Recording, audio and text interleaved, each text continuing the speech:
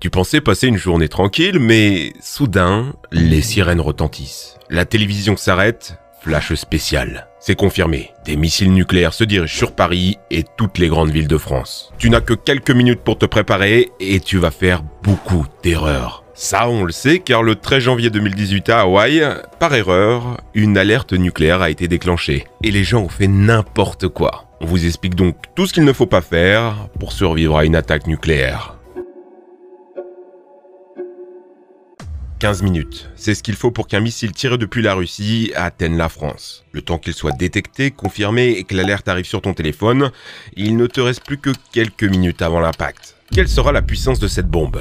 Elle ne faisait que 15 petits kilotonnes de TNT, soit 12 km de dévastation absolue et seulement 100 000 Japonais morts. Dites-vous que 70% de la population a survécu à l'explosion initiale. Ça ne devrait toucher que le centre de Paris. Bonne nouvelle, non? Malheureusement, les bombes modernes sont bien plus dévastatrices. Prenons les RS-24 Yars et les Topol-M. C'est la très grande majorité de l'arsenal nucléaire russe. Et ils ont été mis en mouvement récemment, je dis ça, je dis rien. Ils contiennent des ogives oscillant entre 200 et 500 kilotonnes de TNT, 10 à 30 fois Hiroshima. Au point d'impact, une boule de feu de 3500 degrés, qui va vaporiser toute vie et tout bâtiment sur 1 km. Dans cette zone, tu n'as absolument aucune chance de survie. Le flash et l'onde de choc vont totalement détruire Paris intramuros jusqu'à Saint-Denis. Si tu n'es pas protégé, tes chances de survie sont minces. Les effets de l'explosion vont s'étendre jusqu'à Versailles, où les dégâts seront plus légers. Mais on peut faire bien pire avec la Tsar Bomba. Pas 10, pas 30, mais presque 4000 fois la puissance d'Hiroshima. La plus puissante explosion nucléaire jamais enregistrée. Et encore, on l'avait bridé à la moitié de sa puissance max. Ça ne l'a pas empêché de raser un village à 55 km de là, soufflant des fenêtres jusqu'en Finlande et en Suède à 900 km à la ronde. L'Île-de-France serait rasée. Il y aurait des brûlés au 3e degré jusqu'à Fontainebleau. Vous avez peut-être récemment entendu parler du missile Satan II. Tout le monde a flippé à cause du nom, mais on devrait plutôt flipper de sa puissance. Il est conçu pour transporter 15 têtes nucléaires à la fois. 15 cibles qui subiront simultanément 750 kilotonnes chacune. De quoi raser toutes les principales villes de France. Le meilleur moyen d'y échapper, ça reste d'habiter dans la Creuse. Heureusement, Satan II n'est toujours pas opérationnel. Tu l'auras compris, quoi qu'il arrive, tout va être détruit. Tu dois trouver un abri solide. Évite absolument d'être près d'une fenêtre. La moitié des victimes de l'explosion le seront à cause du verre brisé, des débris volants ou des bâtiments qui s'effondrent. Évite aussi de te mettre dans un frigo comme Indiana Jones. Les scientifiques ont calculé, dans la réalité, non seulement il n'aurait pas pu survivre aux radiations d'aussi près, mais il serait mort à l'impact au sol. Non, le métro ou une cave, c'est parfait. En te réfugiant sous une table qui pourra tanker le potentiel écroulement du plafond. C'est ce que Berthe la Tortue apprenait à des milliers d'écoliers américains pendant la guerre froide. Duck and cover. Oh, et un dernier conseil, bouche l'évier et ouvre tous les robinets. Si tu as une baignoire, remplis-la aussi. C'est pas pour t'y plonger, hein. Juste que l'explosion va couper toutes les canalisations et que tu seras sûrement sans eau. Ouais, pense déjà à l'après, car la bombe est arrivée. Ça y est, elle tombe. Elle ne va pas exploser au sol, mais à 11 km d'altitude pour maximiser l'onde de choc. Le premier danger sera cette lumière, loin d'être innocente. C'est le flash thermique. 35% de l'énergie de la bombe libérée sous forme de lumière pure et concentrée, qui ferait de toi l'équivalent d'une fourmi sous une loupe en plein soleil. En 1 milliseconde, tu prends un coup de soleil équivalent à 540 jours sur une plage caniculaire sans avoir mis de crème solaire. Ça ira jusqu'à brûler tes nerfs en profondeur, au moins ça fera un peu moins mal. Pour te protéger du flash, c'est pas compliqué. Il faut être à l'ombre. C'est ce que nous ont prouvé les sinistres ombres d'Hiroshima. Des malheureux, carbonisés, qui ont fait ombrage au bois derrière eux, qui n'a pas brûlé. Tu peux aussi porter des vêtements blancs qui protégeront ton corps en réfléchissant la lumière mortelle. On a aussi pu l'observer sur les victimes d'Hiroshima, leur peau était brûlée, mais pas là où leur kimono clair les avait protégés. Une mère a même été miraculée juste parce qu'elle étendait son linge blanc. A contrario, un vêtement sombre va absorber le rayonnement et aggraver les brûlures. Même si tu es loin, ne regarde jamais dans la direction de la lumière. Ça te brûlerait la rétine. Dis-toi que même comme ça, même en fermant les yeux, c'est tellement lumineux que tu risques de ne plus rien voir pendant quelques minutes. On sait quand on retrouvera la vue? Le flash de la Tsar Bomba était visible jusqu'à 1000 km de distance. Attends, le cauchemar n'est pas fini. Quelques secondes après le flash, vient l'onde de choc. Une rafale supersonique qui s'abattra sur toi avec la force d'un mur en béton. Tu as même pas 10 secondes pour te protéger si c'est pas encore fait. Dans ta cave, ça devrait aller, mais juste tes mains sur tes oreilles et ouvre la bouche si tu ne veux pas que tes tympans soient pulvérisés. Ça y est, c'est fini.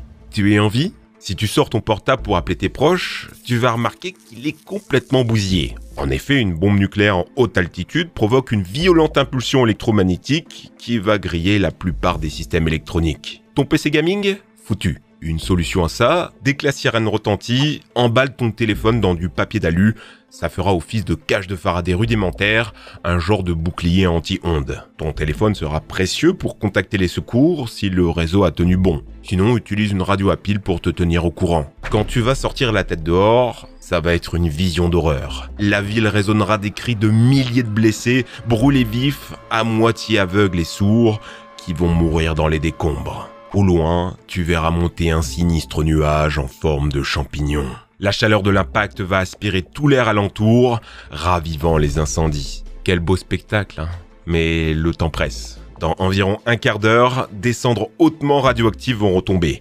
C'est la tristement célèbre pluie noire de Nagasaki. La pire chose à faire serait de prendre sa voiture pour fuir au loin. Simplement parce que tout le monde aura la même idée et tu vas te retrouver coincé dans les bouchons sous la pluie noire. Chaque respiration va bientôt devenir un poison. Trouve-toi vite un abri en hauteur, loin du sol si possible, mais pas trop non plus, pour éviter d'être exposé au vent et aux dépôts radioactifs sur les toits. Va chercher un masque pour le Covid ou un tissu mouillé et ne respire qu'avec ça. Profites-en pour colmater les portes et les fenêtres avec du linge humide afin d'éviter les courants d'air qui charrieraient les poussières radioactives. Tu te rappelles qu'après avoir survécu à l'explosion dans son frigo, Indiana Jones est carcérisé par les militaires. Cette partie-là est vraie. Débarrasse-toi des vêtements que tu portais et rince-toi intégralement au savon et à l'eau. N'oublie rien, oreilles, nez, bouche, mais ne frotte pas trop fort pour ne pas créer des micro-blessures. Tu ne voudrais pas qu'une poussière reste coincée sous ta peau. L'idéal aussi serait de faire la boule à zéro, trop risqué de garder des cheveux et de la barbe, potentiellement plein de radionucléides. Avec un peu de chance, tu habites à moins de 20 km d'une centrale nucléaire et tu as chez toi des comprimés d'iode. C'est ce qu'on donne aux habitants en cas d'accident.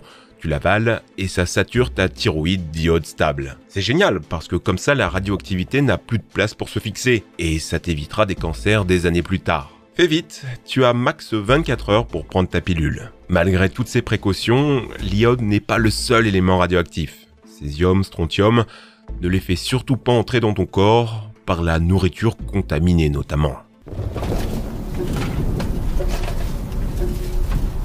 24 heures après l'explosion, la plupart des poussières sont devenues moitié moins radioactives. Les isotopes produits ont en effet une demi-vie très courte. Au bout de 48 heures, la baisse est de 80% et après 2 semaines, tout est revenu à la normale. Pour l'heure, il faut donc rester chez toi. Si tu venais à manquer d'eau, n'oublie pas la chasse de tes toilettes ou ton chauffe-eau. En ouvrant les robinets à l'étage pour créer un appel d'air, puis en ouvrant ceux d'en bas, tu peux encore récupérer quelques précieux litres coincés dans les tuyaux. Bonne nouvelle, un essai nucléaire aura confirmé qu'une canette de bière irradiée sera de nouveau buvable une douzaine d'heures après l'impact. Si tu es enceinte, pas de panique, contrairement à une idée reçue, on n'a pas observé de malformation ou de troubles génétiques significatifs chez les bébés post-Hiroshima. Pour l'heure, il faut t'occuper de toi, si tu as des blessures notamment. Sur les parties de ta peau exposées à des radiations, tu verras apparaître des brûlures dont il faudra prendre soin. Si tu es correctement rincé, bravo, tu as limité les dégâts. Surtout ne touche pas au cloques,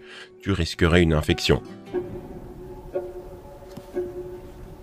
Les survivants commencent à émerger de leur abri. Des militaires en combinaison sont en train de les évacuer. Alliés ou ennemis, quelle importance. De toute façon, une guerre nucléaire ne peut pas être gagnée puisqu'elle finit irrémédiablement par la destruction quasi totale des deux camps. Ne croyez pas qu'une bombe atomique se largue seulement depuis un avion, une par une comme en 1945. parle aujourd'hui de missiles tirés de n'importe où sur le globe, que ce soit une base, un camion, un jet ou un sous-marin, qui peuvent atteindre l'espace avant de retomber sur leur cible.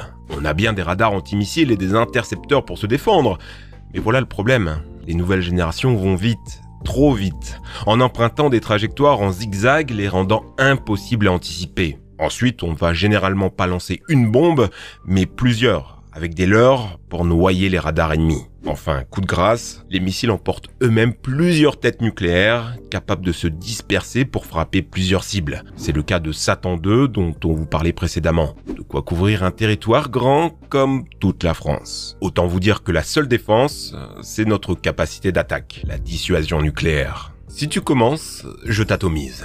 En 2017, le département de sécurité globale de l'université de Princeton a publié le scénario tactique le plus probable si la Russie décidait de lancer une seule toute petite bombe sur un pays de l'OTAN. Inutile de vous dire que ça dégénère rapidement. Moins de 15 minutes après le départ du premier missile, l'OTAN va répliquer avec une force digne de l'apocalypse. Regardez la densité de missiles.